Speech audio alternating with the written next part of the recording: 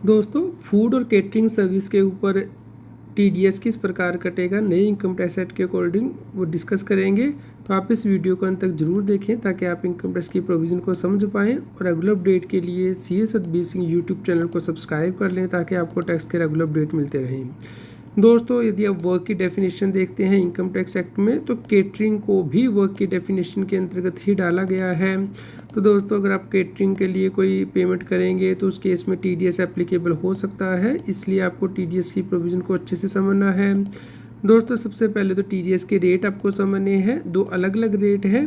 अगर आप बिजनेसमैन हैं और आपका दोस्तों टर्नओवर नॉर्मली 1 करोड़ से ज़्यादा है तो उस केस में आपको टीडीएस काटना होता है, लेकिन कंपनी फर्म एक्स्ट्रा के लिए तो टीडीएस मैंडेटरी होता है, इसलिए आपको इंश्योर करना है कि सही टीडीएस काटें। अगर आप पेई को पेमेंट कर रहे हैं, यानी कि जिस व्यक्ति को पेमेंट कर रहे हैं केटरर को, वो इंडिविजुअल या हिंदू अनडिवाइडेड फैमिली है तो 1% का टीडीएस का रेट है, और अगर वो अदर देन इंडिविजुअल HUF है तो 2% टीडीएस का रेट है। मान लीजिए आप किसी कंपनी को केटरिंग का कॉन्ट्रैक्ट देते हैं या फिर किसी फर्म को, पार्टनरशिप फर्म को, लिमिटेड लायबिलिटी पार्टनरशिप फर्म को, तो 2% टीडीएस का रेट है। लेकिन दोस्तों, यहाँ पे थ्रेशोल्ड लिमिट भी दी गई है। अगर आप जो सिंगल पेमेंट कर रहे हैं एक टैक्स ईयर में वो 30,000 से ज़्यादा है तो ही आपको टीडीएस काटना है। अगर सिंगल पेमेंट 30,000 से कम है तो टीडीएस एप्लीकेबल नहीं है।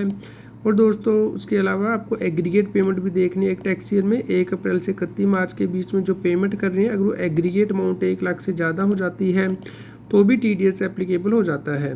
मान लीजिए आप 10,000 करके 11 पेमेंट करते हैं तो 1,10,000 रुपया हो गया, जो कि 1 लाख से ज़्यादा है। तो इस केस में आपको पूरे अमाउंट के ऊपर टीडीएस काटना है और टीडीएस की कॉम्प्लायंस करनी है।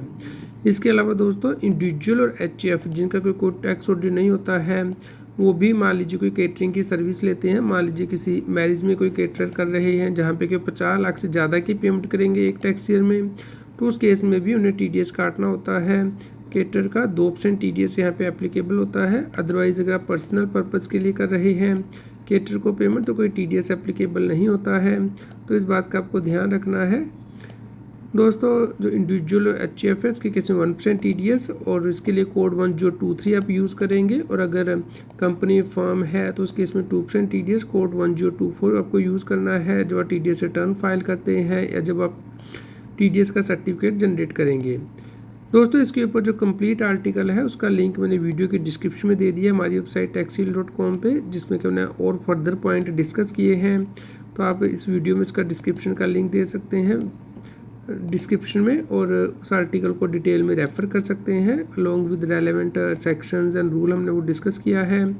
अगर आपका कोई क्वेश्चन हो तो आप हमें कमेंट करके ज़रूर बताएं, और रेगुलर अपडेट के लिए हमारे चैनल को सब्सक्राइब कर लें, और Telegram channel CS Satbir Singh टैक्सील को और व्हाट्सएप चैनल को QR कोड स्क्रीन पे दिया गया है, लाइक करें और शेयर करें ताकि सभी लोगों तक की जानकारी पहुंच पाए और वो टैक्स की कॉम्प्लायंस कर पाएँ।